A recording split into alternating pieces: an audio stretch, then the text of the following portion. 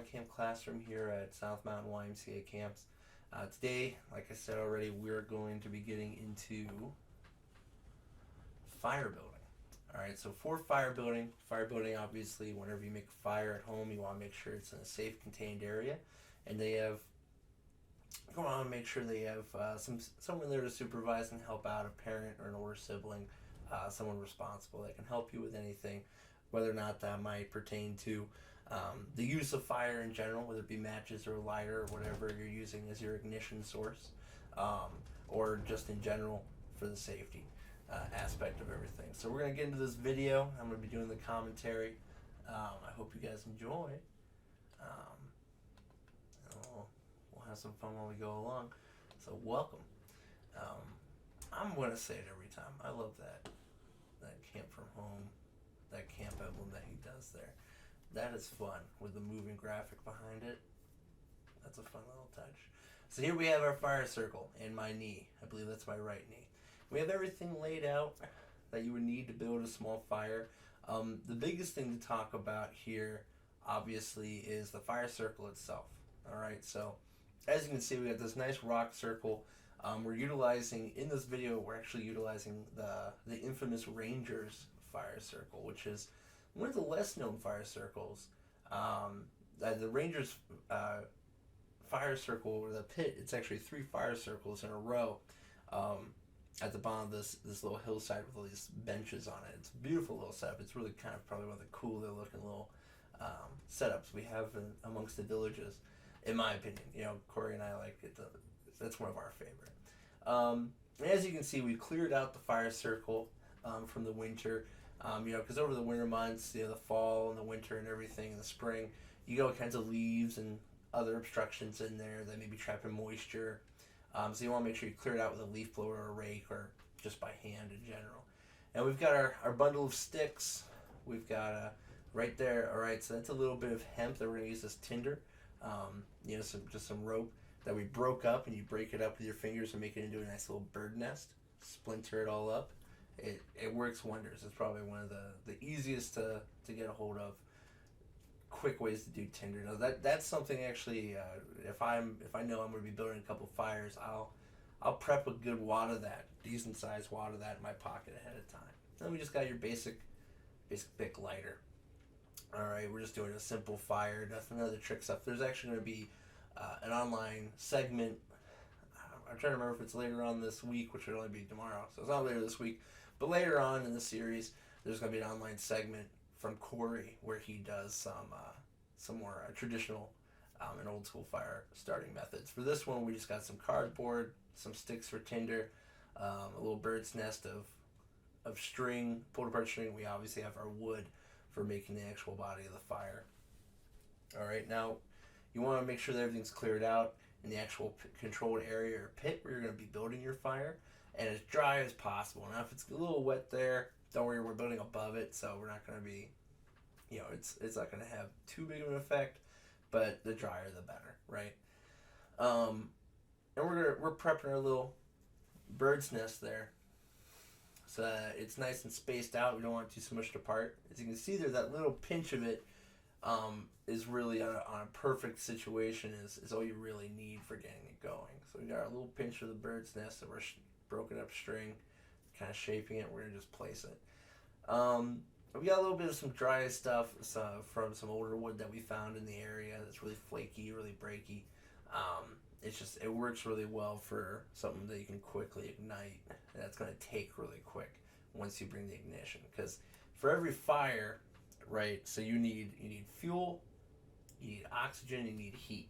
And that heat is an ignition source, whether that be a match or a lighter, or a more improvised form, something, whether you do the magnifying trick or a magnifying glass trick, or a friction-based fire with like a wood drill or something like that. You need fuel, which right there in my hand there, that kindling, those light sticks. So we're talking real thin. We're talking, you want to start off with stuff skinnier than a pencil, and again, as dry as possible, Some people, like if it's raining severely, oddly enough, the driest stuff isn't going to be on the ground. The driest stuff you're going to find to use is going to be stuff off of branches of overhead, just because it's been in the air and able to dry. But that's That's all stuff we found just out and about in the wood line or the tree line around us when we were out prepping and getting ready to do this. And we're going to cheat a little bit here with this fire. We're going to use a little bit of cardboard. Now, the plainer the cardboard, the better. And you still want to rip it and part it out and break it up so that you can use it to light quickly or light easily to build your fire. Again, because if it's a big chunk of it, it might smother the ember or the flame that you have. It might not light properly. If it's covered in a lot of graphic or ink, from like a colored box or something like that, again, it might not light right away or as quickly or easily. So the plainer brown average cardboard broken up into thin bits, the better. All right, so we got that kindling, that little bird's nest of string. We got some dry stuff. We got a bit of cardboard. We're breaking up some sticks to get on top of there. And you notice it's real tiny. It's just an itsy bitsy little thing. Okay? Just an itsy bitsy little thing. Because you want to start small and work your way up. If we were making a big fire where we're using, modern day chemicals or a fire starter, stuff like that, we might start a little bigger. But just because of the circumstance, we're trying to build a fire a little quasi old fashioned. We're just starting small. And we're trying to get it in there now. Something that should have done, it was one of those should have done kind of moments, was build a trench where you dig a little trench and then build everything on top of that. And when I say a little trench, I mean like as wide as your finger and maybe as deep as the tip of your finger. And that's a little airflow trench that you can do. And then you don't have to do what I just did, where I picked up the bundle and put it on top of the flame. All right? And now we got some smoke going, everything's burning. Now, typically, as this goes, you're going to feed it a bit. You're trying to get those embers and that heat built up into that little collection point there. All right? Because that heat, the more it dries things out and heats things up and catches, the more successful your fire's going to get. And typically, you're listening to try and see if you're hearing some actual crackles of the wood as it breaks up and burns, and that's how you kind of know that your fire's really catching.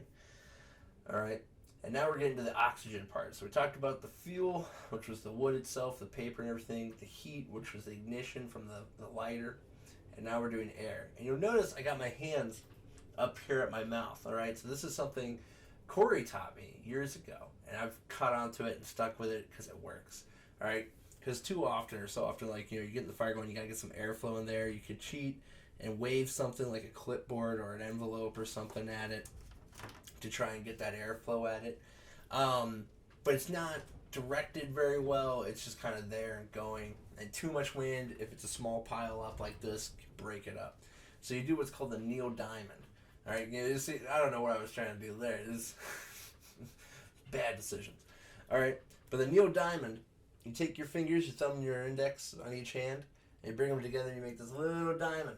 All right, this little diamond shape between your fingertips. All right, and you can put that up to your mouth, and you can blow and direct. All right, you can direct the airflow, the blow of your air to exactly where you want it, which when you're building a fire and trying to get it to catch, you want to do it nice and low. Now you see in the video there, I'm just blowing on it. It's not really doing much. But as this progresses, you'll see me getting into the Neil Diamond a bit. And just that directional control and flow really puts that air, that push, right where you want. So like right there, we're blowing. It's helping a little bit.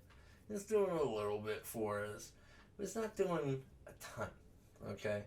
And we're at the early stage. We're building up, so we're putting a little more cardboard in there. Again, we're trying to get this to catch, trying to get this to work out. But the flames just aren't really staying. All right, but we're still working with it. Building a fire, especially going through this process, starting small and building your way up, it takes patience. You got to take your time with it. It's going to go back and forth and look like it's burned out a couple of times. All right, it's all about just taking your time, building it up, getting it to where you want it. Depending on what you're using your fire for. You might be using it just to build it up and gather around to hang out with the family or by yourself or just enjoy a small fire. All right? You might be building a fire to cook. You might be doing it to, for more of a maintenance purposes, like a burn pit to burn away a bunch of drop sticks from the year. It really depends. But here you see that neodymium going into use. And it's building that guy up. And we're just adding things on casually. Notice we didn't just take the whole clump of sticks and twigs and dump it on top there. You know, we're adding things bit by bit. And right here, oh, that's right. So we cut another piece of the twine. All right. That twine or hemp string, whatever you're using, and got down into frames so we could show you. You notice I'm just taking it from the end and starting to break it apart while that fire's just going. And we still got that smoke coming from it, so we know the fire's still kind of brewing in there. It's not raging fire yet, but that's okay because we're still kind of leaning in close. We don't want a raging fire yet. Notice I still have my eyebrows, so we weren't in a rush. All right, but you just break apart that twine, break it up. It's a little bit of a process. I find if you cut too long of a section, it comes apart kind of awkwardly. But if you do it in 4-inch, roughly like 4-inch or as long as your fist sections, it breaks apart beautifully. And notice how quickly that broke apart. Just and already I got a little bit of a bird's nest right there in my fingertips. All right. So you make that nice little bit of bird's nest kindling. All right. And then you just got to find the right spot where if you feed it in, it's going to catch, which it will, trust me. And it's going to catch and start helping spread that fire into the rest of the sticks and twigs and everything. All right, we're breaking apart a little bit more. Nah, we're throwing this in there because we're renegades. Okay. It's funny how things go when you're kind of in the heat of the moment. So we're still getting that fire going. We're still working at it. So now we gotta look at it and say, okay, well, what's this fire lacking? Does it need more air? Does it need, it's got plenty of fuel, plenty of twigs there to start burning up and going. It's ignited. We got smoke coming from it. We got heat, so it needs air. So we're getting down that neodymium. Get a little blow, reposition, get a little bit more. Let's look at this. Must see some embers on our side of the fire, opposite the camera. Make sure you always pay attention to where your tools are, whether it's a lighter or whatever. You don't want to lose that, especially in a fire building situation. I've had that happen before. So we've decided at this point in the video, apparently we need a little more cardboard. Notice I'm breaking that cardboard up,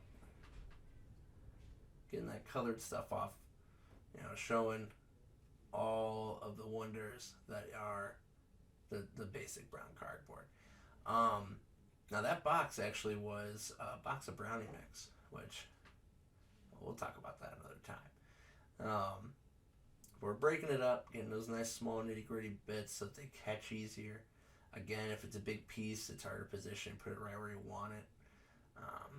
We're keeping an eye on our fire, being mindful of how much smoke we're getting out so we know whether or not it's still lit, still brewing in there.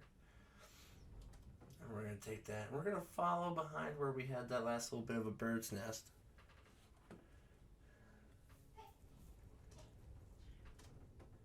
Oh, well, while we're doing this, I just saw this. Well, hi, Pamela from Carlisle, PA, outside Harrisburg. It's nice to see you. Nice to see you joining the video. Nathan, our CEO, actually used to, I believe, I want to say it was out near there, but he would know a little better than me. There's another YMCA PA camp that he was at years ago, back in the day. There we go. See that neodymium? See that neodymium coming into it? Oh yeah. And again, that puff of flame coming up, all that is just fingertips together, make a little diamond up to the first, blowing it, controlling it. Okay. It's similar to comparing if any of you are out there and you play instruments, similar to comparing just blowing, or if you have a mouthpiece from like a trumpet or even a tuba, all right, how controlled that is because of that stem coming off the mouthpiece, focusing and funneling the flow in a specific direction. It's similar. It's a similar mentality. Now, I'm not saying carry a trumpet mouthpiece with you every time you go camping to make a fire, but it's similar mentality. All you gotta do is put your fingertips together like that and blow, and you can control it by just shifting your fingers back and forth to exactly shoot that air and flow that air into the fire where you need it to go. All right, and the bigger the fire, though, the more careful you want to be with that, because it's once you get that air into the perfect little pocket, into the heart of the fire, getting it brewing, it's going to go. All right, so we're adding some more sticks. We got some consistent flames going. I believe, if I remember right from the filming of this, at this point we were starting to really hear the crackle. All right, we were starting to actually hear that wood crackle as it burned, so we knew it was catching. All right, we knew it was burning pretty nicely. So you just want to build it up. You're adding a little bit by bit. I always want to be careful around a fire. You know, there's an experience we do with some of our school kids where they do fire building and outdoor cooking experience. And something they always kind of figure out or come to the conclusion of a lot of times is the more people gathered around a fire as you're trying to build it, especially in this process, starting really small and building up, the more people you have gathered it around it, the harder it can be. And you could argue that that's because it's just, you know, too too many captains, not enough teammates. But a big part of it is just because of air consumption. You need that open airflow. The more people got gathered around, the less, you know, available. You know, it cuts down on the available oxygen for that fire to really build and work off of. All right, and we're putting a little on there so that we can start giving it a consistent fuel base because we're building this fire up. All right, and notice, you know, we're keeping everything. Nothing aside from what we're planning to burn is going inside of that rock circle. All right, we're keeping all of our implements, all of our resources roughly to the outside so that they're not in danger. Because again, we're in control of this fire. We don't want this fire going anywhere that we don't want it to go. But it's building up. We're getting a little more on there. All right, and you're seeing from this because this footage is not. Well, I think right now, for the most part, is not being accelerated. You know, this is genuine, just going to work on it, off the cuff, let's make a fire. And right now we're getting a real consistent, real steady burn where things are working out real nice. And we're adding our little bits, getting it to a certain point. Now, you could go a couple different ways on, okay, what exactly is big enough to start putting on like bits of wood, you know, because to my to the right side of the screen there, underneath the lighter, you see those bigger sections of log or lumber or timber that you see there. You know, what's really the point where we're gonna start adding those? And it's debate. You want to, as long as you're at a point where you're confident and comfortable with the fire, and you think it's gotten to a nice consistent heat, and you're not really needing to add things, you know, that's the time to do it. You know, some people, if it is kind of rainy or wet out though, they'll have those logs tilted in so that little fire, as it's building, is actually drying up and getting those bigger pieces ready to get added to the fire and really start her up and get everything going. All right, but that fire is going pretty good. I'm pretty happy with it. We're gonna add a little more. Okay. Now at this point, you could easily, you know, you got some leftover cardboard you want to get rid of. Again, break it up. You know, again, you know, adding big chunks of cardboard. The other big fear with adding big chunks of cardboard, if it's a big sheet or something like that, well, cardboard's paper. It's a similar fear to using leaves. A lot of people will use dried leaves, which works for the most part. But a big fear or big safety concern with using dried leaves or a big piece of paper or anything like that is if it's not really like weighted down into the fire with sticks or anything on top of it. As it burns, it flakes, and you can get these little cinders that fly up out of the fire. And if those land on a dry patch of grass, a dry patch of leaves, or dry whatever, that's something dry enough that's outside of where you're wanting your controlled fire to be, it could start a fire somewhere else. All right, so it's a safety concern. So typically, if I can help it, I try to avoid using leaves or just basic paper, notebook paper, things like that, unless I am putting it just right and small enough so it's not going to ember out and start fires somewhere I don't want them. Another trick, something I didn't actually use in this video, but another trick you can use, something that isn't going to ember out and fly everywhere, it actually makes the fire smell kind of fun. But, you know, be considerate of it in case you have any allergies to this, but using pine cones. Pine cones in a fire, you know, I once had a little kid he was trying to convince me that pine cones exploded if you put them in a fire. And it's not true, okay?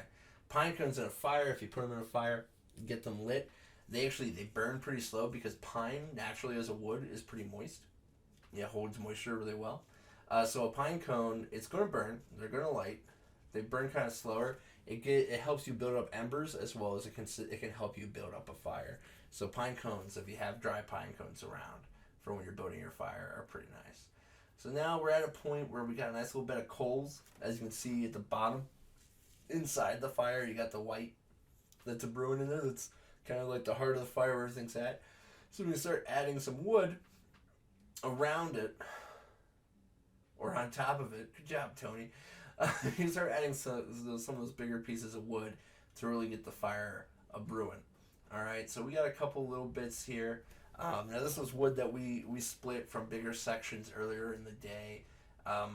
We split them small. The smaller the bits of wood are, the drier.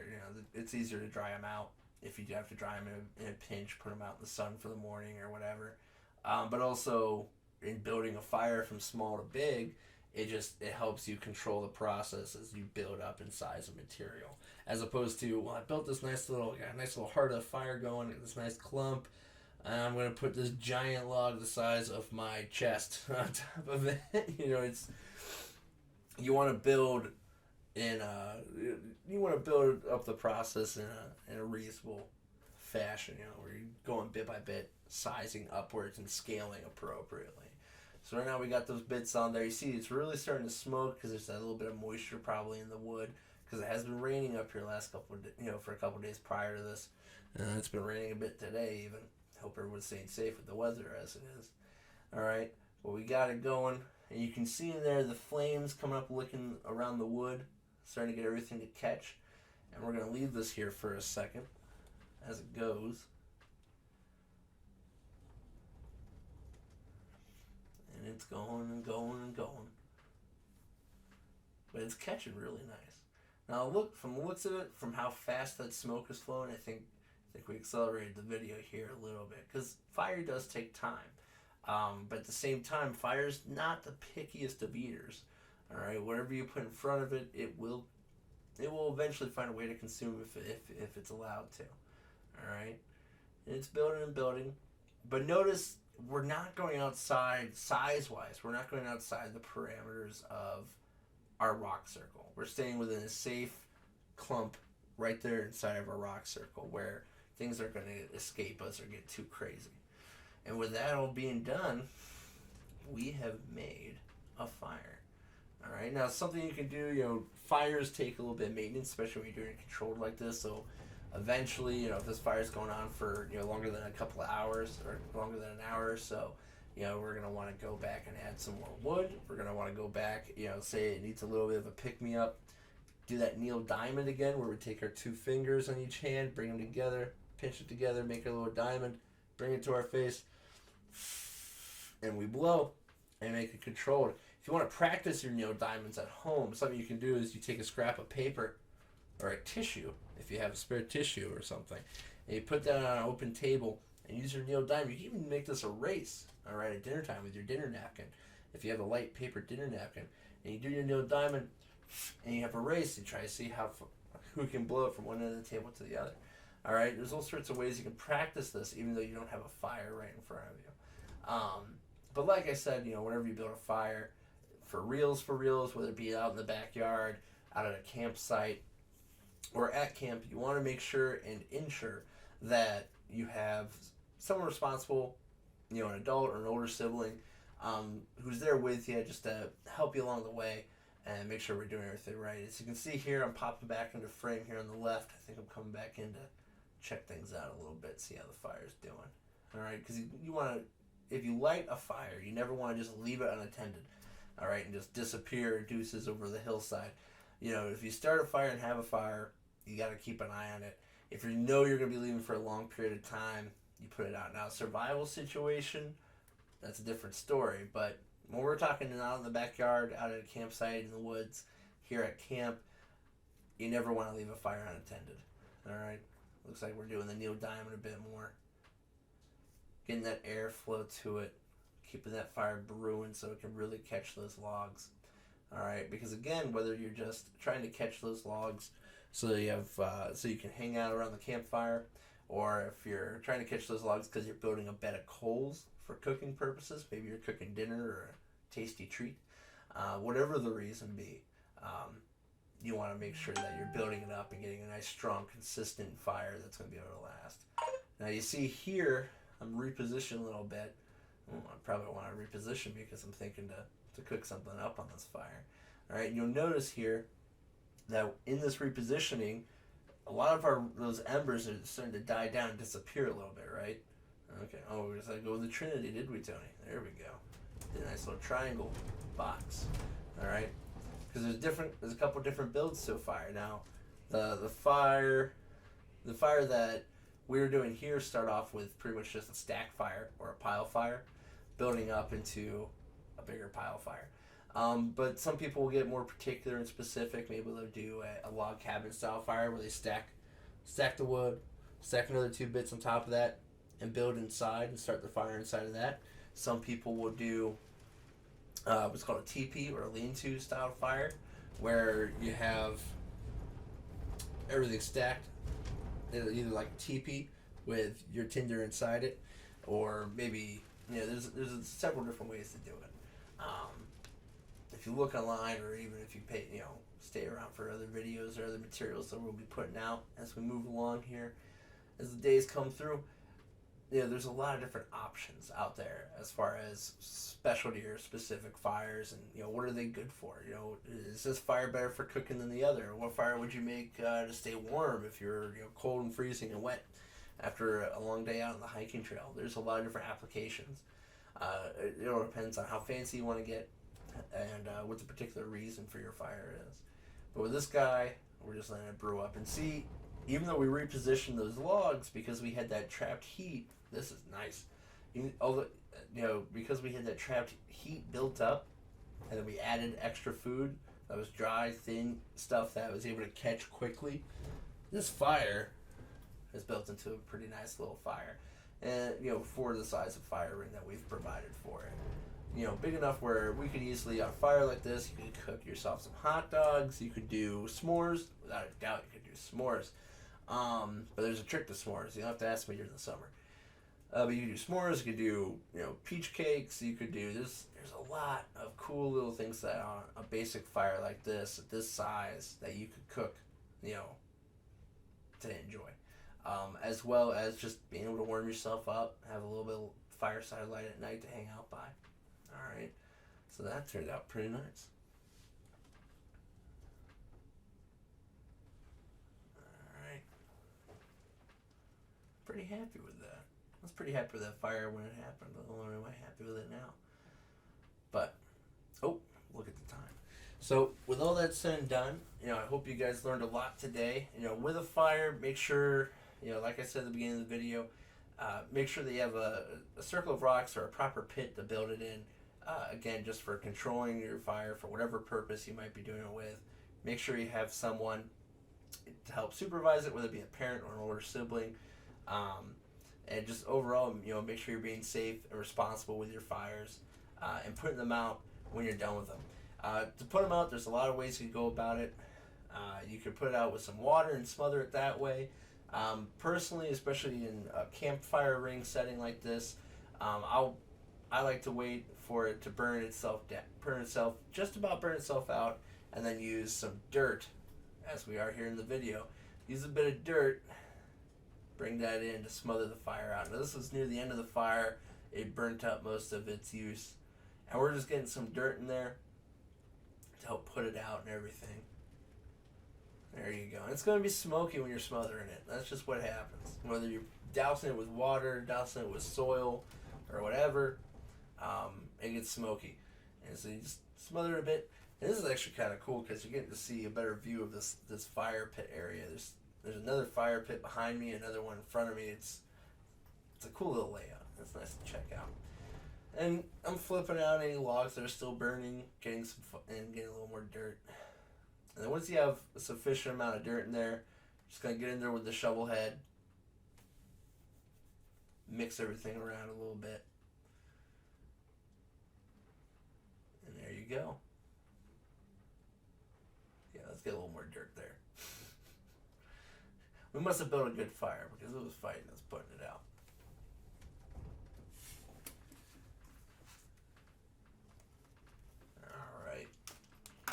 So that's the end of it. You know, make sure, you know, like I said earlier, make sure that whenever you build a fire, wherever you build a fire, you never want to leave it sitting and going unattended. So make sure, you know, make sure to put it out, or that someone's going to be sticking around to keep an eye on it, because you don't want it to spread anywhere unintentional. Make sure to smother it, put it out with water, whatever your preference is, wherever works best for wherever you're at. Really work it in there. All right, so thanks for watching. Don't forget to like and subscribe if you're watching this on YouTube. If you can, you know, consider donating to support camp by following the donate now button in the description below the YouTube video. Stay safe, stay healthy, and keep the fires burning. All right, everyone.